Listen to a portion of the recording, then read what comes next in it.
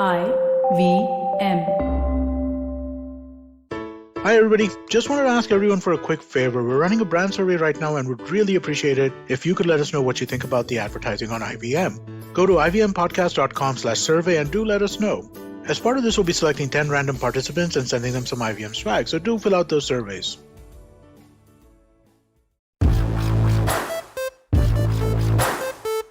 Hello, welcome to another awesome episode of IVM Likes. I'm your host Antariksh. Joining me on this episode are my fellow producers Spoorthi and Sumit. Spoorthi, how are you? What's happening? Hey Antariksh, you know what? Usually I sound very dead in IVM Likes, but today I'm gonna sound super happy. Guess why? Okay, sorry, did you say something? I thought you were a little dead there. No, I'm just joking. No, guess why? I sound quite happy today. Okay, nice. Because of your mic? I had my mic in the last recording also. Oh, okay. No, now you finally understood how to use it. No. Excited. No, because it's my mom's birthday today. Oh, nice. Nice. Oh, that's Happy awesome, birthday. dude. 22nd of July. That's when Yep. we're recording this. That's when your mother's birthday is. Awesome. Yeah. When's your birthday, Spoorthi? October 15th. October 15th. That makes I you... shared my birthday with Abdul Kalam. Okay. Wow. So are you also going to make the atomic bomb for India or something? I mean, if you're You never comparing know, yourself to him. I mean, You never know. We are talking about crime though. So yeah, that's true. You will. So you're saying you'll make the atomic bomb and then sell it to the wrong people, is what you're saying. you mean sell it to Antariksh? I mean, sure, yeah. I make a good deal out of it. But I'm still the wrong person to sell it to. But so Exactly. That's why I told wrong Yeah. person selling. Yeah. Correct. What's up, man, Sumit? How are you doing? Yeah, bro. I'm good. How are you guys? All good? great, man. Also, Sumit, I've grown really attached to this background of yours of at the Golden Gate Bridge in San Francisco. Yep. So it's every week you're joining us from there, man. It's pretty cool that you can. Yeah. Make the Every time the recording happens, I have to go there. I'll set up my Yeah, exactly. laptop and everything. Yeah. Because Just, such view, dude. What I want to ask is, when did you discover teleportation, and why have you not shared with the rest of the world? Because I'm just keeping it to myself for now. It's Okay. still in process. You're still working on the kinks. and all that, Yeah. The Correct. kinks, I'll pass it on to somebody who's who's eligible for that. Like Oh, nice. almighty, you know. All right. I thought we My are Hero friends, Academia. Sumit. Come on. That was if people didn't get it, that was a My Hero Academia anime joke that someone just made about All Might and Go Beyond plus Olotura. I'm just saying. Anyway, on this episode, we're going to be talking about true crime shows and movies. Basically, movies and TV shows based on true crime and everything that revolves around true crime. I must say, I am obsessed with this genre of pop culture. And yeah, so I guess a lot of interesting stuff coming up on this episode. So we'll see you guys after this break. We at IVM love video games and technology. The amount of times we've talked about our favorite video games on this show, we should be starting our own game studios by now. Jokes aside, for now though, check out our great new podcast, Global Victoria Tech Talks, a show where you can listen to some truly compelling tech stories coming out of the booming ed tech and gaming industries in Melbourne in Victoria, Australia.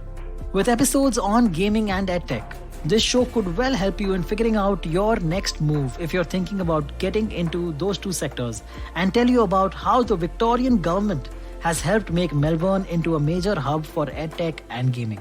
So do catch Global Victoria Tech Talks on the IVM Podcasts app, website, or wherever else you get your podcasts from.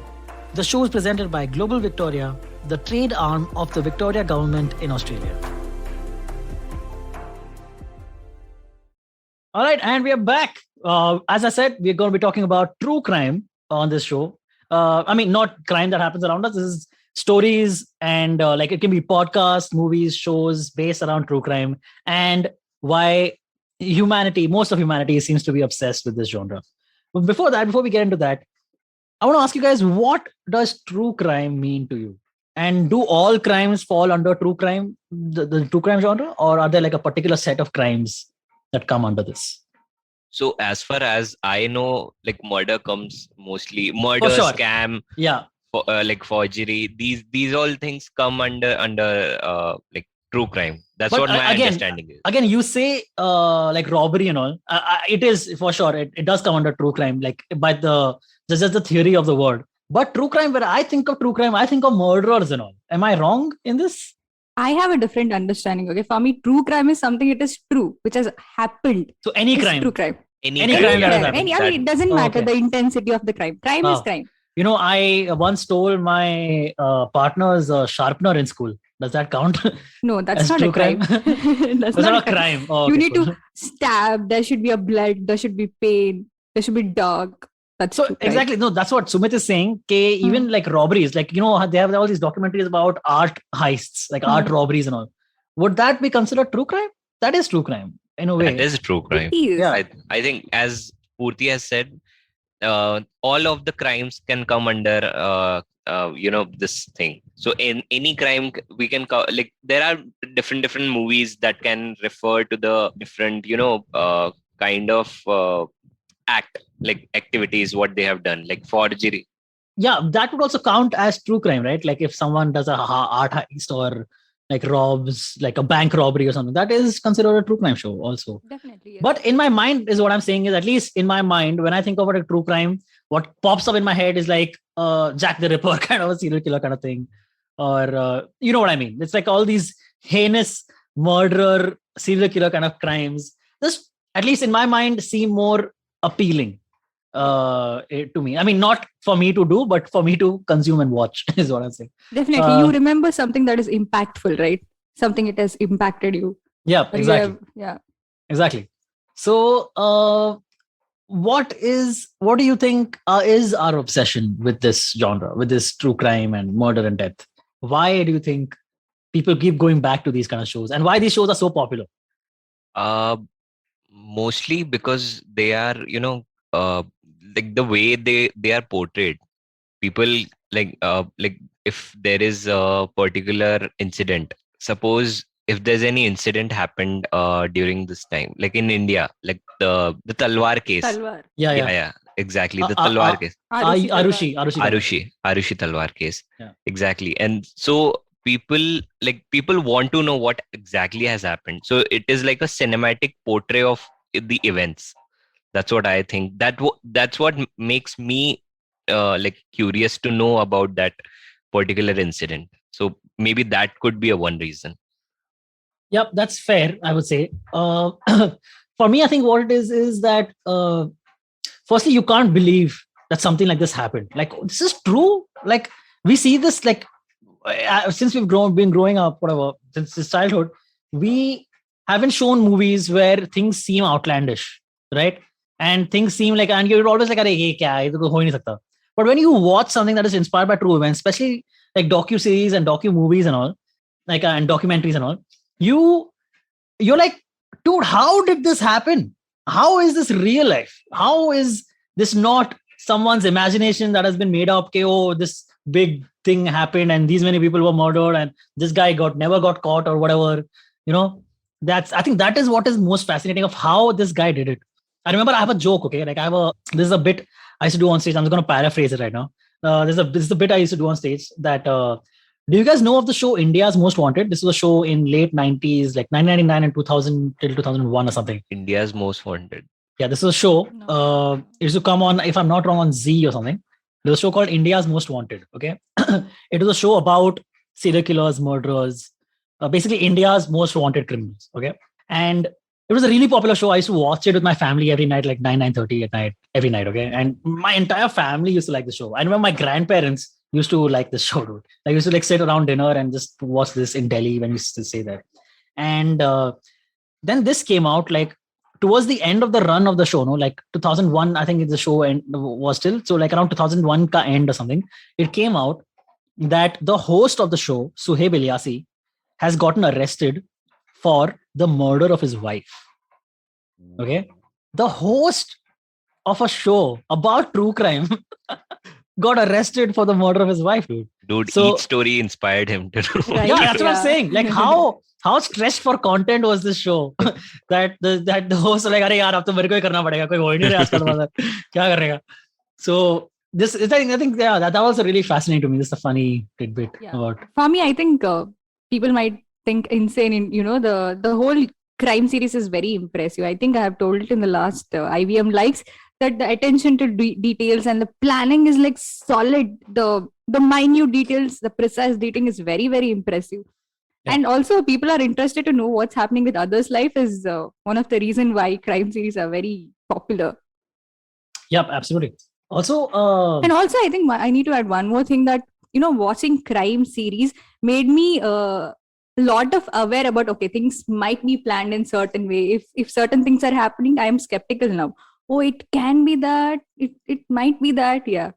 you think It's a there are learning also. do There's you a think lot of there are learning. do you think there are actual potential criminals in the world who watch these documentaries and they're like, oh, okay, now I know what not to do and how not to get caught. Might be. So like Definitely. little by little, like watching, like if you watch like 5 documentaries, you can commit like 2 crimes, it's like that kind of stuff. I think that's a good way to level up. It's like Maybe that's their way of education.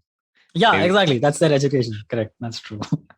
uh, so we are all three, I imagine, fans of the genre, right? It's just, you can't help it. It's just fascinating. Just before, while we are already talking about this, there is a new podcast on the IVM podcast network called Misconduct, which is really great. And it talks about true crimes done by women, and women in particular. Exactly.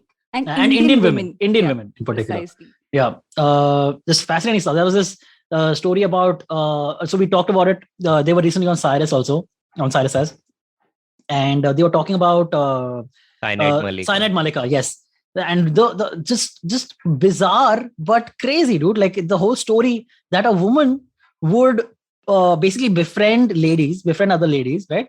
And then feed them cyanide laced prasad Yep. at temples and like religious gatherings and all.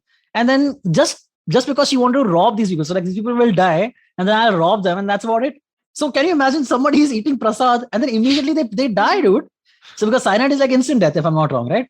Yeah. So yeah, this whole thing is just so why? But again, fascinating because why There was not? one more episode, No, the story right? don't.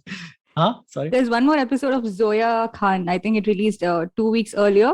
That she Okay. pretended to be an IFS officer and she recreated everything from scratch: the website, the ID card. No, I mean, that is she amazing. convinced whole organization, as in she convinced the police department that she was an IFS officer. That's man. like that's like the Lorenzo von Matterhorn thing. I don't know. You guys remember How I Met Your Mother? Are you guys fans of How I Met Your Mother? Yeah. Oh, yeah. Absolutely. Yeah. You remember the playbook episode where Barney is like telling about his playbook, Yeah. right? So he makes like a fake Matterhorn. profile. Yeah, Lorenzo von Matterhorn. Matterhorn. That's one of my favorite episodes of How I Met Your Mother. This is really funny. So this basically the story goes that Barney Simpson is trying to come up with like a playbook of how to get laid, like in various different ways. Okay. So one of them is called the Lorenzo von Matterhorn. That's his play. Okay. One of the techniques is called the Lorenzo von Matterhorn. It's about you choose like a weird name. Okay. That is easy to remember, but immediately people take notice. Okay. Oh, that's a weird name. Okay. So you remember that name, Lorenzo von Matterhorn.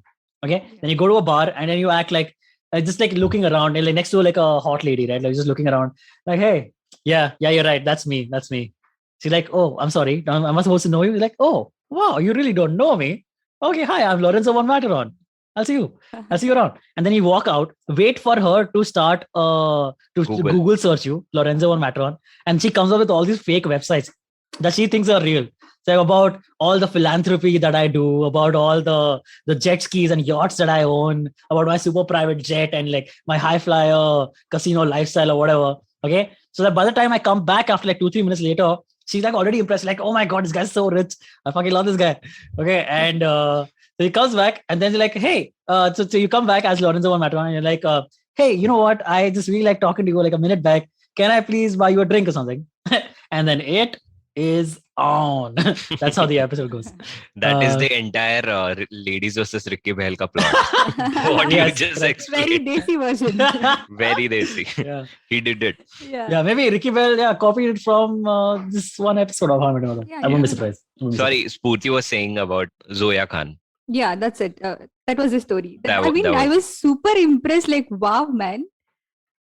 Very impressive.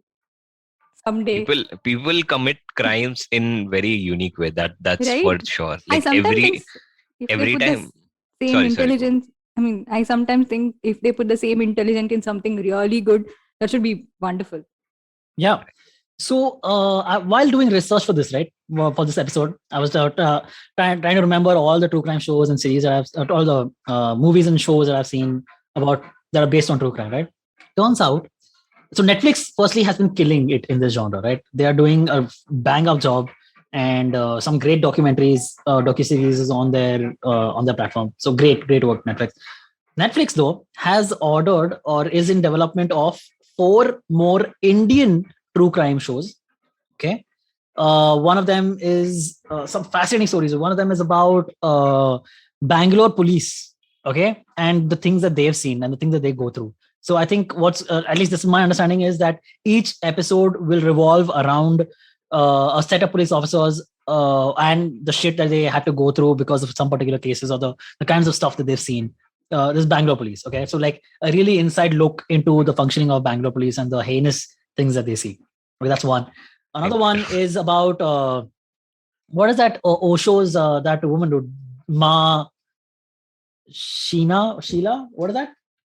What's her name? You guys remember? I'll tell you. But that's yeah, Ma Anand Sheila. She was the right hand man of Osho Rajneesh, the famous god man, and was convicted of like murdering people, right? If I'm not wrong. So that one is going to be directed by Karan Johar, and it's going to be following the life of Ma Anand Sheila after the whole Osho debacle thing that happened in her life.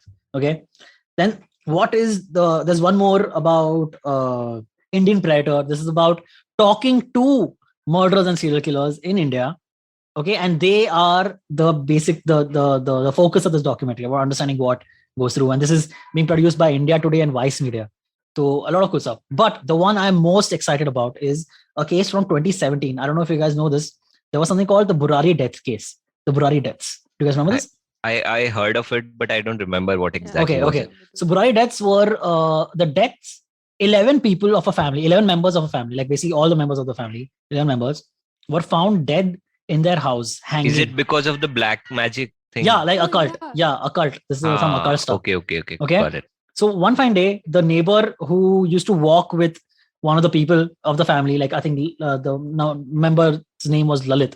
So this neighbor and Lalit used to go for a walk every morning. So one day the neighbor didn't show up. So sorry, the Lalit did not show up. So the neighbor went to their house to see what's going on. How are you? Everything fine? And opens the door is ajar. Okay, he opens the door, enters the thing, and they're like 8 members of the family are hanging. Okay, are basically like strangulated themselves. And there's an older woman, like more than 70 plus, maybe 80s, who was the matriarch of the family, like the dadi, the grandmother. She is lying strangled in her bed. So she's also dead. Okay, and turns out they did all this because of some kind of belief in the occult, which is like black magic and that kind of stuff, superstitious. And they did a little more research. The cops had to do a little more research. And at first they thought it was probably a murder case, and they figured out no, it was like a case of mass suicide. Okay, where the Lalit, the person I was just talking about, Lalit, their father had died like about 10 years back or something, like in 2007 or 2008 or something. Okay? And a few years after that, Lalit has started claiming that the father's spirit had come into his body. Okay, so after the death of all these people, right, in the house, the police, after searching the house, found like some 10 to 11 diaries into which Lalit had made all these extensive notes about all the messages that his dad's spirit was supposedly relaying to him. Okay, so in the book were like, you should tie their hands together so that they when the thing hangs, they are not able to like do this in like struggle or something. And then there were instructions for what to do after the whole ceremony is done. So like, so you untie everyone, you take out all the these people are blindfolded while they're hanging, by the way. So they're like, you take out all the blindfolds and all this stuff. So it turns out that these people did not expect to die. They expected to live through this hanging. I don't know how. But again, fascinating as hell. So very interesting to see what Netflix does with it. Super dark. I'm sorry if I bummed anyone out or someone was having their lunch and now they are no longer hungry. But it's just like a true story that happened. What happened to Lalit? Did he die as well? He was part of the people. Yeah, he was part of the people who committed suicide. Exactly. Oh, okay. Oh, he was also one amongst them. Yeah. So all of them. The only person who survived from the family was someone who had moved out of the house a couple of years ago. A couple of years before this happened, he had moved out of the house because just to higher studies or something. So he's the only one who survived. Everyone else in the family basically passed away that day. Just wow, right? Again, super just wow. Yeah, very sad for sure. So these are some upcoming shows. So, what in your mind are some of the best true crime shows or movies that you've seen, and what are those shows and movies about? So I've seen a movie called Spotlight. Have you guys seen it by any chance? It won an Oscar. Maybe, yeah. I don't know exactly. I didn't follow that, but it's a movie who stars Mark Buffalo, Michael Keaton, Mark and Ruffalo. Okay. yeah. Did you just say Buffalo? But yeah, I was wondering. Ma- He don't walk Sorry. Buffalo. Sorry, I was googling. Wait, his name is Mark. Ruffalo with an Mark R. Ruffalo. Sorry, Buffalo. Okay, so it's a movie. Basically, it's a movie of a media. The basic plot of the movie is a media versus the system. Okay, and it's a London and Boston based story where a newspaper called the Boston Globe finds out that The church or something, no? the child has the local churches was charged into Like- child molestation. Huh. So Correct. it's a story about that basically. Yeah, yeah. And they have then the media house investigated like a really nice in a nice way. Then they and it is amazing amazing to watch, to be honest. Dude, it won Best Picture, Best Original Screenplay, Best Supporting Actor, Best Supporting Actress, Best Director, and Best Film Editing in 2016. Spotlight. Right. Isn't that crazy? Wow, dude. So many. Yeah. 1, 2, 3, 4, 6 awards, 6 Oscars this movie won. I've heard it's great, by the way. Yeah, it's about the whole. So this has been going on for a while, right? Like we know this. This is not something that I'm saying that is going to blow anyone's mind. I think this is like common news by now. That the Catholic Church has been involved in a lot, like countless cases for hundreds of years of child molestation. Yeah. Specifically molesting little altar boys who are working in the church. Correct. Okay, this has been going on for centuries, basically. And whenever new news or new cases come to light of this, the Catholic Church is immediately like pushing it under the rug. Okay, oh no, you can't say all this stuff, and then they like sue the people who are trying to like bring these cases to light. They basically transfer the priests from one parish to the next parish. I think parish is the right word, right? Here, from one church to the next, like a different church, just so that they don't have to deal with all the consequences that are going on in that area or something. So crazy stuff. This has been going on. This is very dark, but it's true. Again, yeah, read into this if you guys are interested. This is just super dark and super crazy stuff. So Spotlight, yes, Oscar-winning movie, for sure worth checking out, I would say, if you're interested in this. What about you, Spoorthi? Something that you would like to talk about? So, have you guys watched No One Killed Jessica movie? No, I've heard it's really good though. Yeah. Even I've heard it's That's good. the one with Rani Mukherjee, if I'm not wrong. No. Vidya Balan, sorry. Vidya Balan. Vidya Sorry, Balan, yeah. yeah. I mean, that's a true story, is what they say. I mean, the movie didn't remain just as a movie. Post movie there was uproar in the country. People demanded for the justice for Jessica because she was killed by a politician. Can you explain a little bit of the background of the movie? I think it was a club scenes late at night. Everybody will be like, happily enjoying, and one of the influential guy, the politician's son, I remember. So he kills a person called as Jessica. Right. So then Jessica's sister demands for justice all over the country, but she wasn't. She was denied of the justice because the guy was very influential and a politician ka beta. Right? Oh, okay. So at the end of the story, I mean, when the movie ended, she wasn't served justice. But post movie, there has been uproar in the country and demanding for the justice. I think after the movie, they did get the justice. The justice was served. Okay. Wow. Yeah. Because of movie. Yeah, because because people did not knew what had happened, right? So after watching the movie, people knew what had happened. So Because of Jessica, the who politician was Jessica though? Was she like a famous person, or she just a No, she woman? was who- No, just she was, I think, regular person. Her Regular, name was okay. Jessica normal Lal. person. Jessica Lal. Okay. Nice, interesting. So this Vidya Balan, I have a question over here. Vidya Balan is her sister or in the Sister, movie? Jessica's sister. Okay. There's someone plays a journalist, no, in that movie who Yeah, was yeah. part of this. If I'm not I wrong. think Rani Mukherjee is a journalist, right? Yeah. So Rani Mukherjee is in the movie then. If I'm not Wait, wrong, I then, right? think Rani Mukherjee Yeah, is a you're right, bro. Yeah. Wow, you guys just made me feel shitty about saying Rani. Rani Mukherjee, oh, kaise? वो तो खंडाला में है. ठीक है, Khandala. Okay, sorry. So I want to talk about again, so I've already recommended some of this stuff in the last few episodes of IVM Likes. If you guys go and check those out. But if just quickly reiterate the shows that I have, this is stories I have gotten obsessed with the true crime stories because of these particular shows. One of them is Night Stalker, Hunt for a Serial Killer. Is that the one? Yeah, not Night Stalker, The Hunt for a Serial Killer. This was in this happened in LA, okay, in like the 70s. So a lot of these serial killers thing, that stories are coming out right now on Netflix, happened in the 70s and early 80s, okay, because that was like a crazy time in American history for whatever reason. So Richard Ramirez was the serial killer who got caught, okay. He was the Night Stalker. Basically, his MO, like usually what happens is serial killers have an MO, like a modus operandi in the way they go after some criminals, right? In the sense, normally they're after like young women or like young boys or like older ladies or like prostitutes, like a particular set of people that they go after, and that's their obsession. That's the people they want to kill.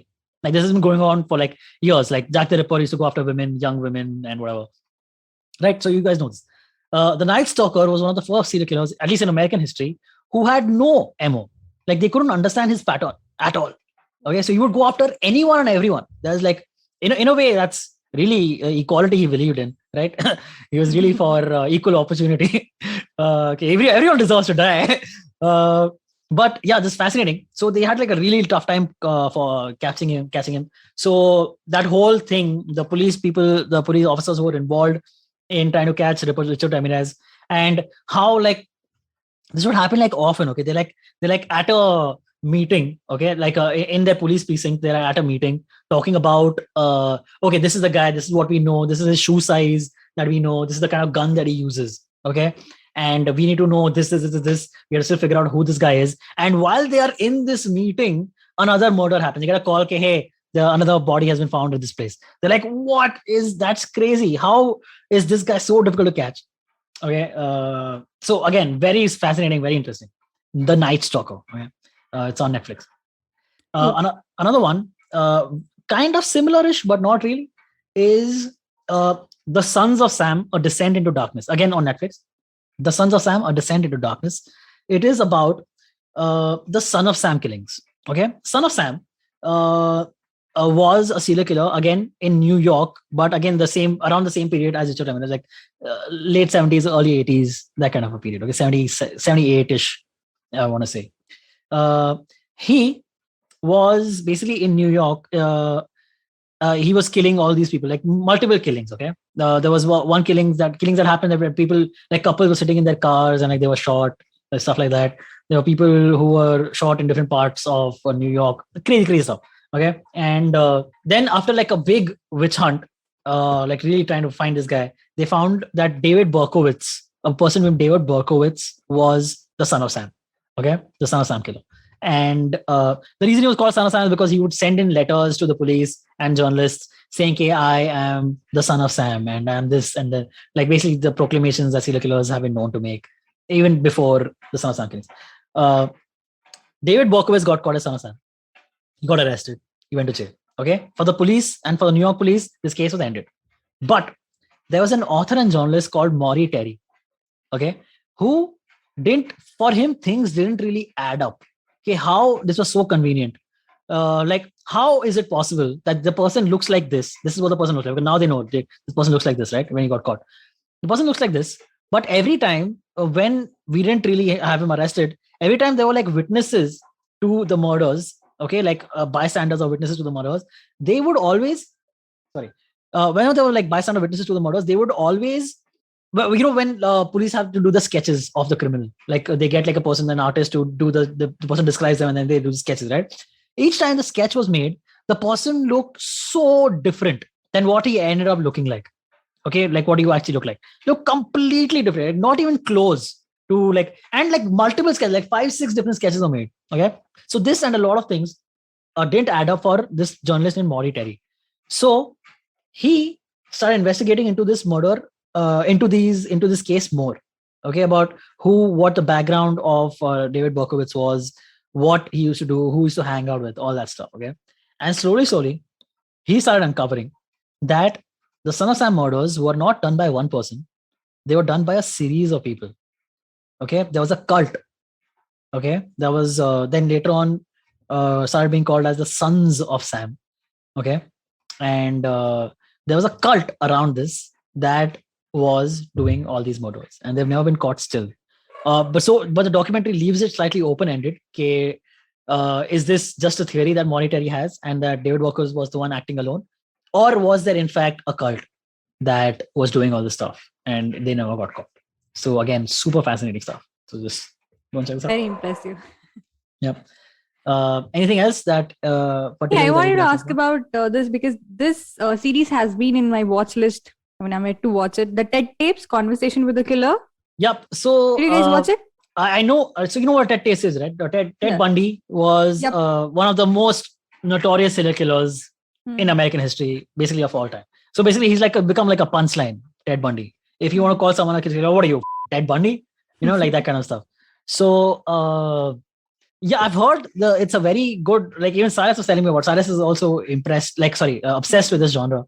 So he was telling me about it, but I haven't got around to see it yet. But there's something I've been meaning to check out as well. I think it was the whole thing seems very intensive that I'm unable to watch it. Yeah, it's because, dude, it's talking to a serial killer himself who did those crimes. It's just bizarre. There was another one called The Iceman Murderer, where basically there's a documentary I saw a few years back that you just talked about the Ted Bundy thing and just reminded me of that. This is the Iceman killer was a mafia hitman, okay, who got like a very famous mafia hitman who had done like heinous crimes and heinous ways of how he would kill people and torture them and stuff like that, right? And then he got arrested. And after that, they did a documentary on him and they talked to him about what he used to feel when he was committing these murders and how did he do these murders and how many people he killed and all that stuff. So he would just say, yeah, I felt nothing. It was just, I felt literally nothing. This was just like my job and I should just do my job. But insane, just worth checking out that one as well. Sorry, I have just a couple of more. If you guys, anything more that you guys would like to please mention?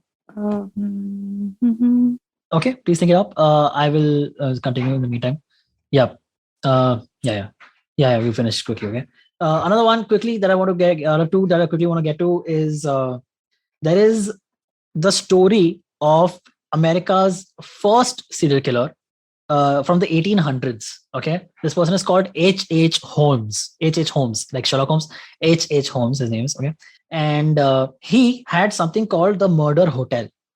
Okay, this was like he was a prominent businessman of his time. Okay, and he had made a hotel, like a castle. Later on, that building started being called the Murder Castle. Okay, and he would basically, the hotel was designed in such a way that the hallways were like really confusing. The layout was super confusing. You couldn't easily figure out what the layout was. It was all done to like basically just mess with the people who are staying in the hotel and his supposed victims, right? Who mostly ended up being women, basically his victims. So this guy, H.H. Holmes, was so like meticulous about his stuff, right? That he made sure that no one really knew the layout of his hotel except for he himself. Like, doors would open to like just brick walls. So like a door is there and you open this, it's just a brick wall. Okay, for no reason seems like they're like secret hallways and passageways that are going through that no one else knows about but H.H. Holmes. How he did all this now is during the construction of the hotel. Okay, after every month or 2 months or something or 3 months even, right? He would pick a fight with the construction workers, saying, "Hey, you guys are not doing a good job, man. I'm not gonna pay you guys. Fuck off. Get lost from here. I'm not gonna pay you guys. You guys are doing a terrible job." So he would fire them and hire a new crew every 3 or 4 months, so that no one, even the construction workers, didn't really know the layout of the place because each of them would like work on like different parts. Okay, now this part's complete. I'm not happy. Okay, you guys get lost. Okay, next people. Okay, you guys work on this part of the thing. You guys, I'm not happy again. I'll say, and then you guys also get lost. So that's how he designed all this. And then he would like basically like capture all these women and ladies. He had like ways of like inserting like smoke into the rooms of these women from like the vents and all, so that they would be forced to come out of their room. They can't stay in the room because it's so disturbing, the smell. Crazy stuff. Check out the story if you guys are interested. This documentary, there's a 2005 documentary about this as well. And the last one I want to talk about is a documentary called Fear City, New York versus the Mafia. Again, I mentioned this on a previous episode of IVM Likes. I think I've given it as a recommendation. And it's basically how the New York justice system, the New York judicial system, and the district attorney, who at that time was Rudy Giuliani. He was a district attorney of New York, and how all these district attorneys and the New York justice system fought the New York mafia and how they got them arrested. And it's just amazing of how they had to wiretap all these houses and install wires in their homes to be able to capture these people talking about committing crimes or like having like having like this kind of like illegal kind of business. So just again, really fascinating stuff. Go and check this out. I have talked a lot on this episode. I'm so sorry, but this is all stuff that I need to get off my chest. Basically, just need to talk about because I think people really enjoy this. Yeah, the anatomy of today's episode is 70% Antariksh talking and this 30% yeah, I'm so sorry. Silence of Sumit and Spoorthi. Please tell me more quickly if you can. So, Spoorthi, any more projects that you'd like to talk about? I just wanted to ask, Sherlock Holmes falls under this category of what? The crime? It's an Sherlock Holmes is not true, right? though. It's crime, but it's not true, right? Yeah, not true crime. It's a fictional one. Yeah, Fictional crime. Doyle. Yeah, have you guys remember this movie called Black Friday? I've heard of it. Definitely, I've heard. So it's a like a 92 bomb blast based documentary directed by Anurag Kashyap that time, Okay. and that also like falls under the true crime genre. So definitely, if you guys haven't checked it out, do watch it. So yeah, and there is another underrated movie what I just found out in Bollywood called The Stoneman Murders. Okay. Oh yes, this is true. Yeah. I know this. It's a Mumbai based story where a serial killer he kill people with the big stone Rocks, while they sleep. Yeah. Like a footpath dwellers. He kills him with a big stone. And then he would leave beer bottles. Yeah, right? I think so. Yeah. So I just found out, and so I'll definitely watch it out. So there was a Stoneman murderer. Okay, this was like, if you look up on Wikipedia, again, fascinating. He was never caught.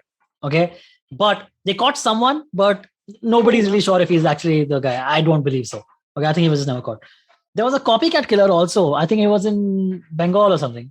Okay, in like Kolkata or something. There was copycat Stoneman murderer that was doing basically the same thing. He would like go around killing people with massive rocks who were sleeping on the footpath, and that's what it was. All right. So, dear listeners, we are a little stretched for time today, so we're gonna just finish this segment and go on to the recommendation round.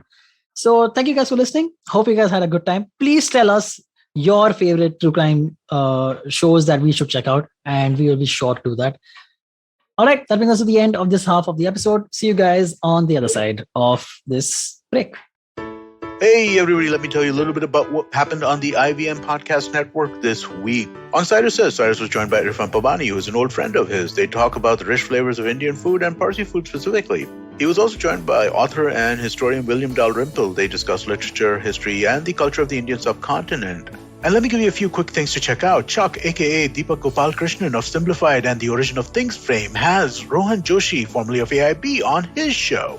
Also on this round is on me. Gautam Purohit of Thakur's Bhojnalaya was on. On the note, Maruk and I talks about the cabinet reshuffle. And do check out Global Victoria Tech Talks. We talk about the booming gaming and edutech industries in Australia. Do follow us on Facebook, Twitter, LinkedIn, and Instagram to keep up what's going on the network. And I'd like to finally thank our sponsors on the network this week, Cred, Ciet, and Global Victoria. Thank you so much for making this possible. All right. We are quickly do this recommendation round because the end of every episode of IVM Likes has some awesome recommendations and we don't want to let our listeners down. What would you guys like to recommend, guys?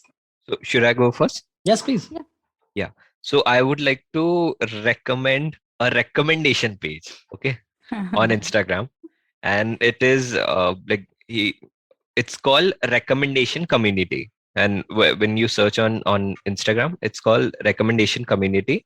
And basically the team watch new series or different they review also. So that page it's really informative. So people can check it out, like what to watch it, what to skip it. Like they also do this segment on each week to week basis.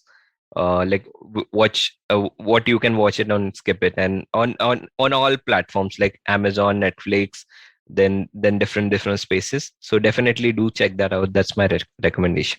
Recommendation community, right? Yeah. All right. What about you, Spoorthi? Okay, my recommendation is a book. Okay. Oh, yeah? So the book name is called as The Palace of Illusion. It's quite a popular book. It's by Chitra Banerjee. So it is retelling of whole Mahabharata from the Panchali or Draupadi's perspective. So if you go back, I mean, if you haven't watched Mahabharata, or if you haven't read Mahabharata, I mean, if you have no clue about Mahabharata, usually Draupadi or Panchali is the most misinterpreted character, right? But if you actually go back and watch Mahabharata or read about Mahabharata, Draupadi is one of the most brave, bold, and strongest women in the history, right? So this book is retelling of whole Mahabharata from the Panchali's perspective, and it is amazing. You should check it out. The Palace of Illusion by Chitra Banerjee. All right, cool. Thanks. The Palace of Illusion by Chitra Banerjee. Yep. And I would like to recommend. So I'm still in two minds. I have.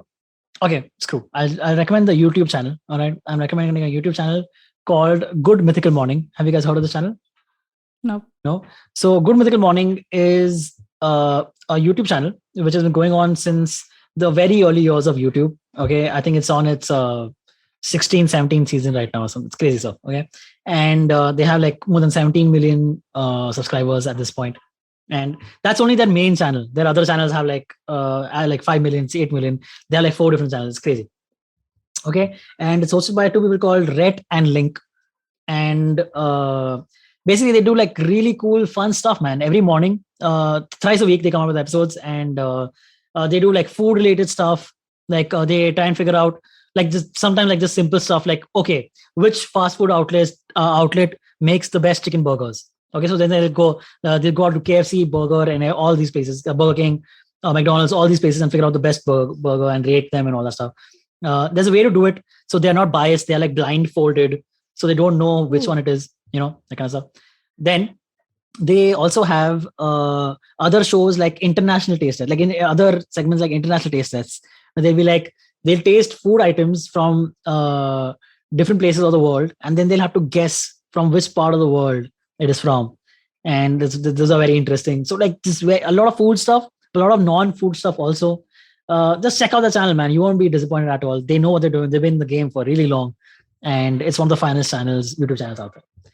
All right, that brings us to the end of the episode. Sumit, quickly, what did you recommend?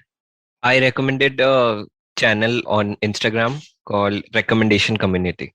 All right, Spoorthi, what about you? Okay, my recommendation was a book. It's called as The Palace of Illusion by Chitra Banerjee. Yep, all right. And I recommended Good Mythical Morning, the YouTube channel, also known as GMM. All right, guys, thank you so much for joining me, Spoorthi and Sumit. I'll see you guys next week. Dear listeners, thank you for tuning in. Hope you guys had a good time. See you guys next week. Bye-bye. Bye-bye.